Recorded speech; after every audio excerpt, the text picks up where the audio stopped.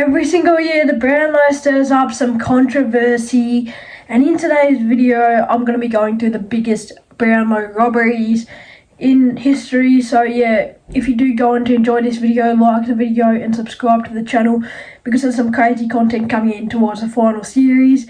And let's get straight into the video. First up, Scott Pendlebury, the bloke who's been one of the most consistent midfielders in the modern era.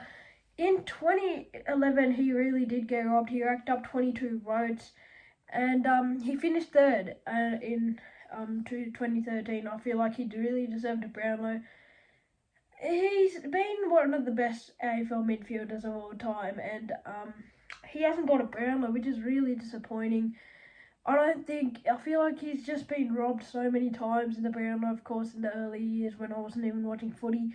He's just been robbed so many times, and I think he's just the number one who's really been robbed a lot. But yeah, it's unfortunately he couldn't go without a Brownlow. Next is Travis Boak. In 2020, he was Port's best by a mile. Of course, he was so good.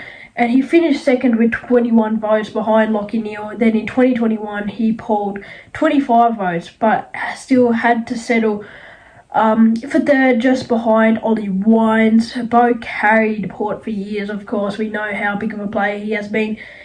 But, yeah, it's just been unlucky, yet he's still without a Brownlow around his neck. And it's really unfortunate for Travis Boak, such a good player.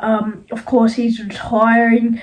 Very unfortunate for Travis Boak. This can cause a bit of controversy towards Carlton fans, but I think Nick Dacos in 2023 was robbed. You cannot forget in Nick Dacos in 2023, he led the count for the most of the season before the injury struck.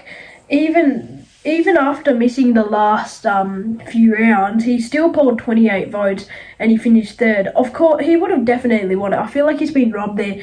Many reckon he should have taken it home, and without that injury, the medal was basically his. But yeah, I can see Nick Dacos, of course, not deserving the Brownlow, but he really did. That year he could have won it. You can't say it's a robbery because he got injured, but I feel like it's very unfortunate he didn't get it in 2023. He should have. But yeah. You guys might have been thinking I would have forgot about this, but no, I haven't. It's Marcus Bontempelli. He's been robbed in 2019, 2021, and 2023, arguably 2024. Marcus Bontempelli's been robbed multiple times. In 2019, he was tipped as the favourite, but only managed 22 votes. In 2021, he came second with 33 votes, which is unlucky. That's a lot of votes, just behind Ollie Wines. And in 2023, he was runner-up again with 29 votes to Lockie Neal. The Bont is building one of the best resumes without ever holding a Brownlow. I think he's one of the best AFL players of all time, and he hasn't got a Brownlow. One of the best midfielders in the comp, and still haven't got a Brownlow. He's the most consistent player ever played AFL football, and if he goes without a Brownlow in his career, it's so unfortunate. So hopefully the Bond get one. Now another one is Gary Ablett Jr. He did win 2 Charlies, but he should be able to have more. I mean Brownlows.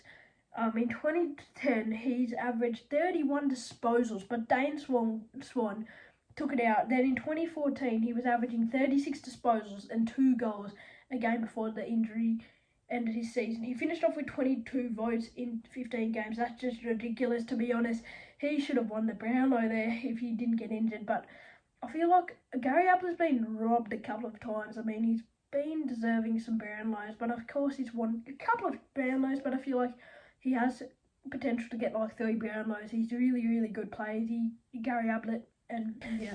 Dangerfield is another. He won it in 2016, but in 2017 he was arguably even better, averaging 30 goals and 2 goals, averaging 30 disposals and 2 goals every game. But he was ineligible because of suspension. Then in 2019, he was finished top 5 with 23 votes. Plenty reckon he was the best player in the comp, to be honest. I feel like Patrick Dangerfield, he should have won it in 2017 because of that rubbish suspension. He couldn't have won the Brownlow, which is so unfortunate for Patrick Dangerfield, but it is what it is when it comes to footy. But yeah, Patrick Dangerfield should have won at least 2. Now, I feel like people would be forgetting this, but Steele side bottom in 2018, or at least he should have been the Brownlow medalist. He averaged 29 disposals, led Collingwood all the way to the grand final, and still only finished second with 24 votes behind Tom Mitchell. Of course, I'm a Hawks fan. Tom Mitchell was a big fan. For the Pies fans, that's a robbery that still stings to this day. I feel many Collingwood supporters would probably forget about it, but if you're a true fan, you would know the Steele side bottom really got robbed in 2018. It's very unfortunate for Steely. He's one of the greatest players of all time. He's a really good player. I mean, should have won the Brownlow in 2018, but it is what it is. And finally, the last one who got robbed for this video is Luke Parker in 2014 and 2017. And finally, Luke Parker in 2014, he was the best and fairest and polled only 14 votes. How do you get the best and fairest and only poll 14 votes? Then in 2017, he had another elite year and he managed 24 votes, finishing equal 6th. Somehow, he's never really come close to winning a Brownlow, despite being the Swans' heartbeat for a decade. He's been such a great servant and he still hasn't got a Brownlow. I feel like he's more unfortunate than Steele, but he's been so unlucky not to get a Brownlow in his career. Of course, he's really deserving to, but yeah. So there you have it, the biggest Brownlow robberies of all time. But what do you think? What do you reckon who was robbed the hardest? Drop your pick in the comments and I'll be replying to your take. So please comment down below who you think got robbed or who I missed out on this video. And I'll see you guys next one. Peace out.